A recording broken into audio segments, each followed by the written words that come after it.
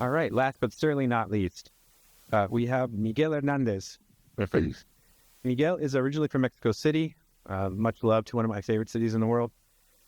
Relocated to Ciudad Juárez in 2006 and completed his BA in history at the Autonomous University of Ciudad Juárez. He earned his MA at UTEP and was recognized as an outstanding graduate student in 2020. His primary academic interests encompass the history of science, epistemology, and the interplay between Western religion and scientific advancement. He contributed to the environmental history research at Colegio de Chihuahua. In Ciudad Juárez, Miguel has taught history, geography, and ethics at various middle and high schools. His talk today is called Sowing Seeds of Scientific Knowledge, Rómulo Escobar and His Scientific and Cultural Legacy in the Borderlands, 1872 to 1946. Please welcome Miguel Hernández.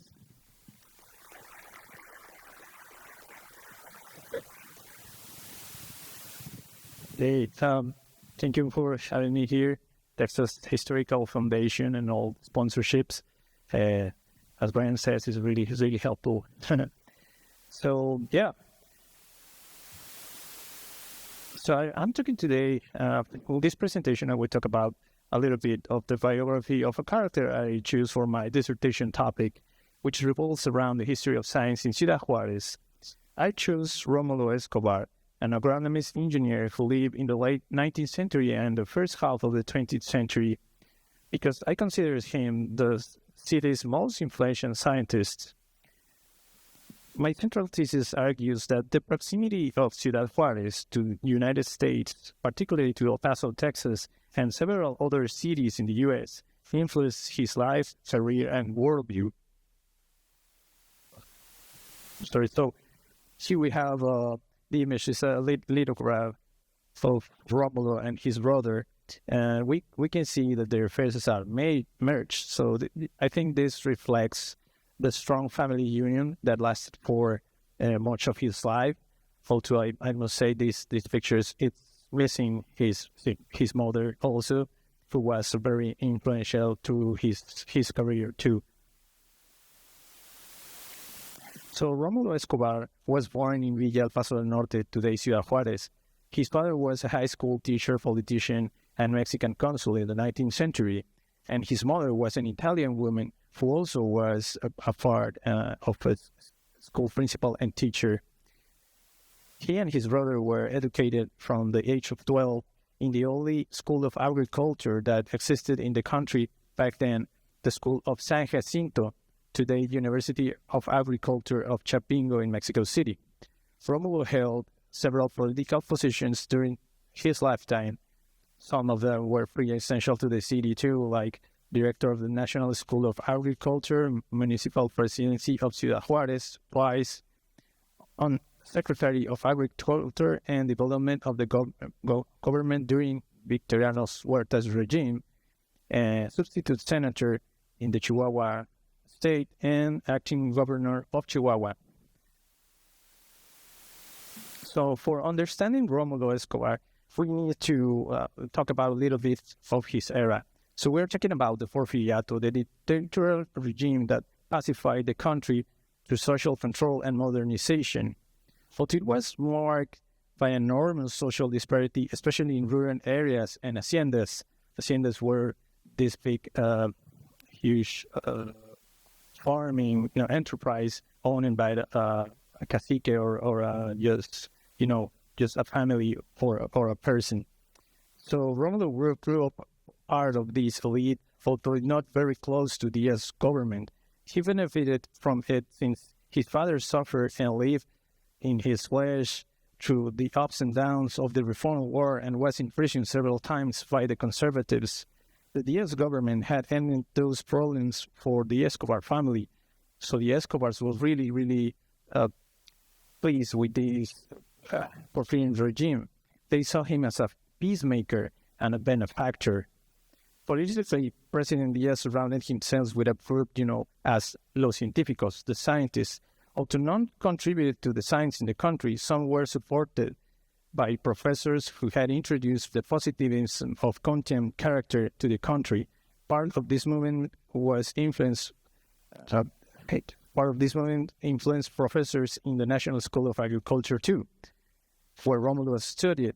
and his teacher and friend Porfirio Fara professed. Rómulo was also influenced by these ideas as well as the liberal ideas of his father.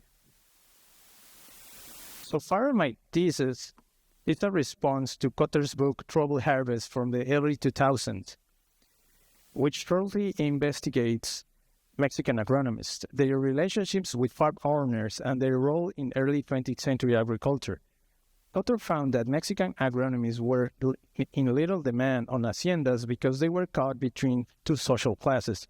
On one hand, the wealthy hacienda owners did not feel that they had a role to play in the agriculture for these agronomists. So Cotter makes an excellent history of the agronomist scientists, also from a centralized point of view, analyzing only the destinies of the agronomists in the center of the country during and after the revolution. So making a generalization and arguing that they contributed little to the improvement of the country, on the country's agriculture in those years. I found that Rómulo Escobar was quite different from these ideal agronomists that Cotter speaks of. However, he was part of the elite. Rómulo in Ciudad Juárez had more opportunities than his colleagues to travel to the U.S., and this helped him to have a vision of ways to share, knowledge through newsletters, his journal, and as well as many scientific publications, and to conduct experiments in Ciudad Juárez. So Rómulo Escobar had the advantage of living in a world with much more mobility than his father. He took advantage of the mobility provided by the train from Mexico City to Ciudad Juárez and other parts of the country, as well as many trains from the U.S., allowing him to go to several expositions as a Mexican commissioner. Escobar was an avid reader in both languages and soon realized that he should continue the love of teaching that his parents taught him. He tried in 1894 to convince the governor of the state of Chihuahua to establish a school and agricultural station where he wanted to experiment with different plants capable of resisting drought in northern part of the country, as he had seen in several expositions here in Texas and in other states in the southern United States. Soon he would establish a printing press in Ciudad Juárez, seeking to share the knowledge acquired in his travels and readings, founding the magazines El Agricultor Mexicano, which is there, that will be distributed in several areas on the country, even reaching in the United States and other Latin American countries. So this base was based obviously in all the expositions here in the U.S., especially in Texas and Chicago and other countries, rice farming congresses, which I will explain later.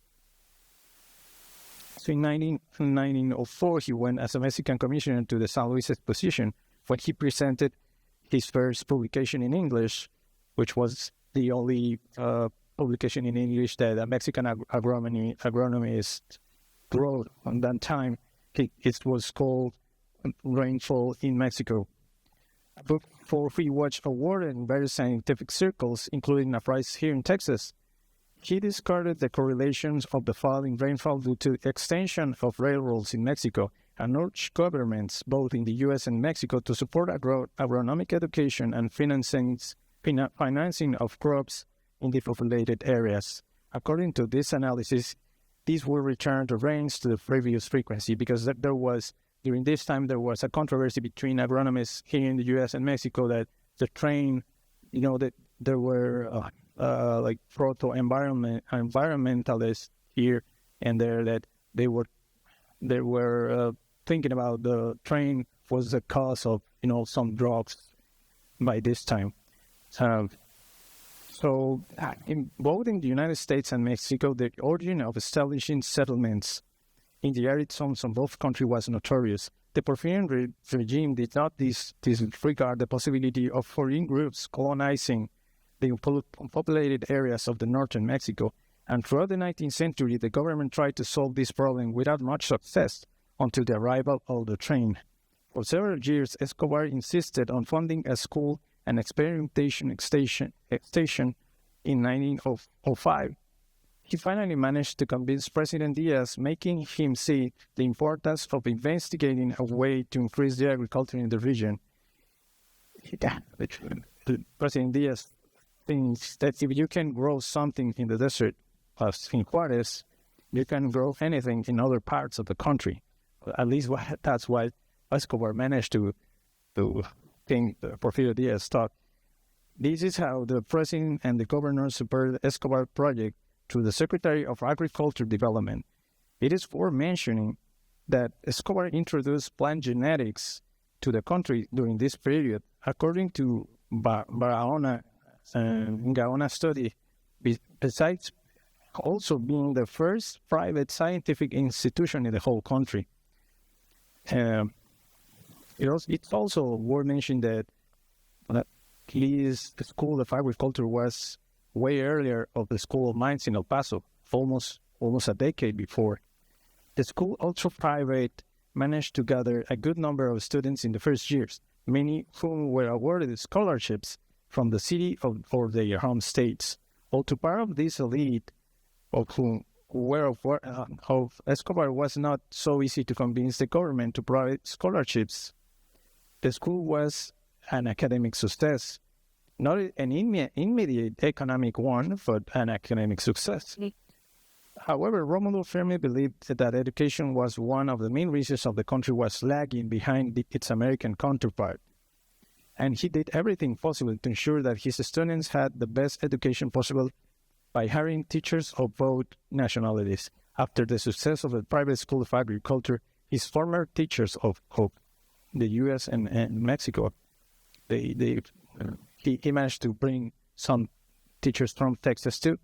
After the success of the private school of agriculture, his former college in the capital called him to direct the National School of Agriculture in Mexico City, which he did quite successfully, modernizing and remodeling it before imminent closure.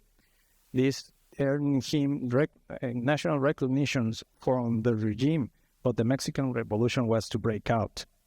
So here is the school, as if it was in 1906 in his open. So we have another study from a geographer, Peter Sunger, which is really influential also to my work. He highlights a run that existed during and after the revolution and two paradigms that try to solve the technical side of the agrarian problem in Mexico.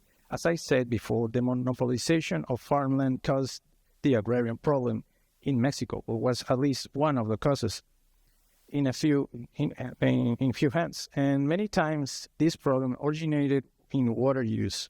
The United States, several congresses were held on scientific cultivation of the land, or as you can call it, dry farming. So that dry farming was, by this time, were very popular here in Texas. I find that in some areas of Texas Panhandle, there were some, these called, agronomist scientists that try to manage, have some treatment of the soil to conserve moisture and try not to depend too much on irrigation. That's what the dry farming about. So this is Escobar tried to promote this idea with its respective modifications from Mexico among his college and the government, but without not much success. That's some books that I find of dry farming agriculture here in some of those dry farming congresses were held here on Texas, some in other states. So when the Mexican Revolution broke out, although it was nationwide, some localities served as the epicenter of the revolution, such as the case of Ciudad Juárez. This city was a crucial point in the concentration of power and transfer of ammunition, which President Madero took advantage of during this period. The city suffered countless destructions due to the constant battles. The jail was read out of prisoners on several occasions, and the school remained relatively safe for a while, but places like the library of Ciudad Juárez, the only one and the printing presses of the Escobar's brothers were burned during the Mexican period. So after 10 years of publishing this agriculture magazine, which was the only agricultural magazines in Mexico, the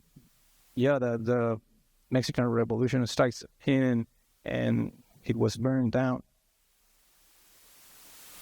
So after being indirect supporters of the Porfiriato, the Escobars choose to support Orozquista side and the spurious President Huerta, who was trying to side with the interests of the old Porfiristas. However, this was a wrong choice for the Escobars as he was stripped of his school by the Carrancistas forces and forced into exile in El Paso with a dozen of his students. The school was converted then into a war hospital. But here the thing is that if not were from El Paso and some of his colleagues there will be the end, during the Mexican Revolution for the school. So this is my argument that contrary to his college, he was very, very lucky to have El Paso to flee in. So he will have one of expositions of the, I think this was San Luis exposition. Some revolutionaries and Madero. So we have he chooses the wrong size, and so despite this exile in El Paso, Escobar continued writing and publishing thanks to the support of the granting presses in these sides of the borders. He published his book Consultas de Agricultores, which won him a medal, as well as the Programa Agrario, a book in which he proposed practical and legal solutions to the problem of the distribution of the haciendas. There's the problem, right? So, we're up. So President Carranza agreed then to return the school after this stage. It prospered and closed in 1993. So almost for a century, the school was open, and he teaches many numerous agronomists in Ciudad Juárez. He tried to replicate this success in other parts of the country, although without much success. As we commented, the paradigm of irrigation and large dams won over experimentation with plants and rain-fed crops. His last great work was the Encyclopedia of Agriculture and Related Science, a considerable work that is still consulted today. Thank